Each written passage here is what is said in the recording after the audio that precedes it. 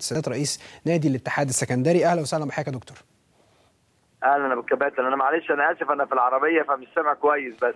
ولا يهمك يا فندم. احنا كنا بنتكلم على موضوع نادي الاتحاد السكندري، نفس القصه تقريبا بتفاصيلها يا فندم كانت موجوده في نادي الانتاج الحربي. بعض اللعيبه الكابتن حازم فتحي، الكابتن سعيد مراد، النهارده كان عندهم نفس المشكله، مفيش مستحقات، ما قدروش ان هم ياخدوا فلوسهم بقالهم فتره طويله، احتجبوا عن المران. اليوم خرج معانا لا خليني انا في نادي الاتحاد. قول لي ايه اللي في نادي الاتحاد. ما انا بس بعمل المقدمه دي وبعدين هقول لحضرتك على نادي الاتحاد على طول.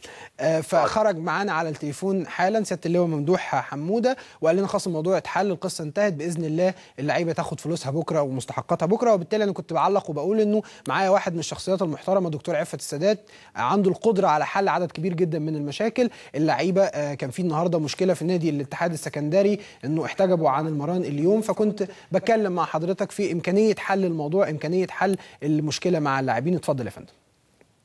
حد بلغ النهارده؟ انا ما حدش بلغني لسه حاجه. أنا كان معايا على التليفون زميلنا وليد السنوسي من الاتحاد ومن اسكندرية، وأطلعنا على المشكلة بتفاصيلها برمتها، إنه اللعيبة حضرتك كنت بتقترح عليهم إنه يبقى فيه سداد للمستحقات المالية على 3 أقساط. أنا ما بقترحش، أنا اللي بقوله مش اقتراح، أنا اللي بقوله ده تفضل من إدارة النادي. لأن التعاقد اللي بيني وبين اللاعبين يقول إن إحنا بنسدد ال 25% مع بداية البطولة. طيب انا حابب ان انا حابب اعرف من حضرتك يعني كل التفاصيل. اتفضل. خليني احكي لك يعني عشان الناس تفهم بقى الحقيقه مره يعني. طيب اتفضل يا فندم، اتفضل. بناء عن طلب الجهاز الفني وبناء عن يعني احساسنا طبعا ان الظروف الحياتيه مطلوب في خلال الفتره دي ننتظر الى بدايه الدوري. كويس. تم الاتفاق على ان احنا نصرف المبلغ ال 25% 3 دفعات. بداية كل اللاعبين الجدد بما فيهم الأجانب بالذات واخدين المبلغ بالكامل. كويس. يعني ال 25% مدفوعة بالكامل عشان تبقى الأمور واضحة. بل بالعكس كمان الأجانب بتوفر لهم شقق وعربية عشان الانتقال إلى التدريب. يعني بالعربي كده الرفاهية المطلقة. طيب كويس. 2 بقى بالنسبة للاعبين القدامى اللي موجودين، احنا قلنا لازم نراعيهم لان ما ينفعش ان احنا ندي للمتعاقد معاه جديد المبلغ بالكامل وهم يفضلوا منتظرين الى ان يبدا الدوري. وقد لا يبدا الدوري. ومع ذلك اتفقنا بناء عن طلب المدير الفني ان احنا نصرف لهم فورا الثلث والثلث مع بدايه الدوري زي ما العقد بيقول ال 25%، والثلث الاخير بعد ما يطمئن المدير الفني ل الامور الخاصه بالنواحي الفنيه الكامله للاعبين. فاحنا ما بناخدش راي اللاعب، ده موظف.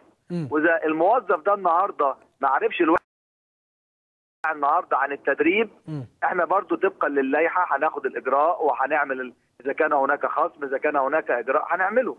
احنا اللعيبه لازم تعرف انها لعيبه يا ابو الكباتن. الاسلوب المتبع القديم، محاولات الضغط او الاساءه، هذا الكلام اصبح غير مقبول.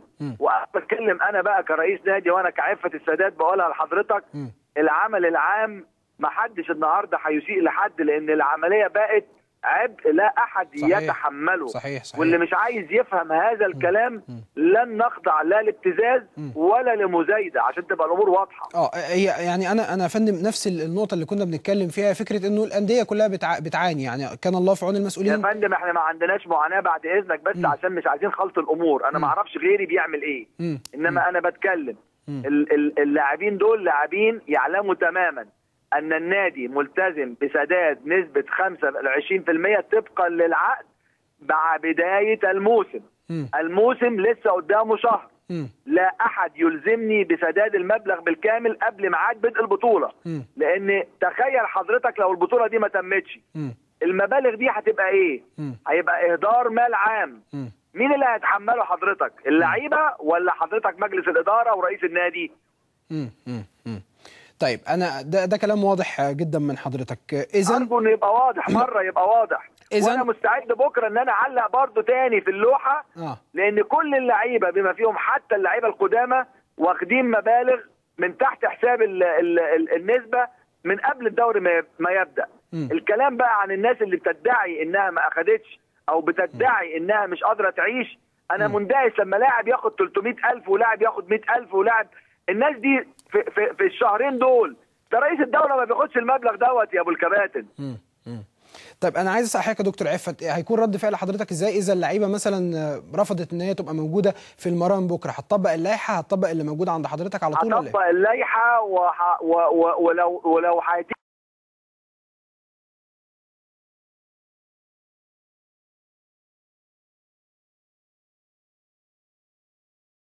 حقوقنا